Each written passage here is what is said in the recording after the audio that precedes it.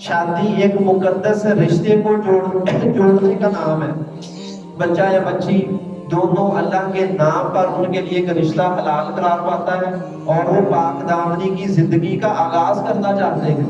لیکن اس موقع پر جو بے حیائی کا مظاہرہ ہمارے ہاں ہوتا ہے وہ قطعاً اس کے اصل تصور کو بدل دیتا ہے کہ شادی کی راتوں میں جیسے ڈانس میلے اور پتہ نہیں کیا کیا کچھ ہوتا ہے، اور شادی کے دن میں جیسی نمائشیں ہماری عورتیں کرتی پھرتی ہیں، اس سے کیا سمجھا جاتا ہے کہ یہ دن ایک اچھے رشتے کے آغاز، حلال رشتے کے آغاز کا دن نہیں ہے، بلکہ یہ بے حیائی کی دعوت کا دن ہے.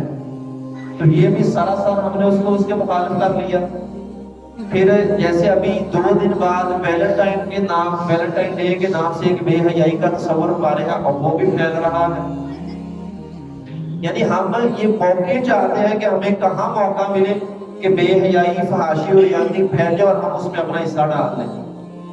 کبھی یہ سوچتے ہیں کہ یہ جو بھی ہم کام کرنا چاہتے ہیں اس کا اللہ اس کے رسول کے ہاں اہمیت کیا ہے، وہ ہمیں کس راستے پر لے کر جا رہے ہیں، وہ صراط مستقیم ہے یا شیطان کا راستہ ہے. بس ہمیں یہ چاہیے کہ میڈیا بہت بڑا چڑھا کر چیزیں بیان کرتا ہے اور ہمارے پاس اتنی عقل نہیں ہے کہ ہم جان سکیں یہ صحیح ہے یا غلط ہے. بس دیکھا دیکھی بھی اتنے لوگ یہ تہوار مناتے ہیں، اس شہر میں یہ ہو رہا ہے، فلاں شہر میں یہ ہے، تو ہم کہتے ہیں ہم بھی دنیا سے پیچھے رہ جائیں. رسول اللہ صلی اللہ علیہ وسلم نے ارشاد فرمایا من تشبہ بقوم فہو منہم، کہ جس بندے نے اپنے اعمال میں، اپنے کردار میں، اپنے کاموں میں جس قوم کے ساتھ مشابہت کی ہے، اللہ رب العزت بدلے میں اس بندے کو اسی قوم کا فرد قرار دے دیتا ہے. اب اگر ہماری مشابہت ایسے دنوں میں، ایسے تہواروں میں، ایسے موقعوں پر شیاطین کے ساتھ، بے حیا لوگوں کے ساتھ ہو جائے تو کیا ہم ان میں سے نہیں ہوتے؟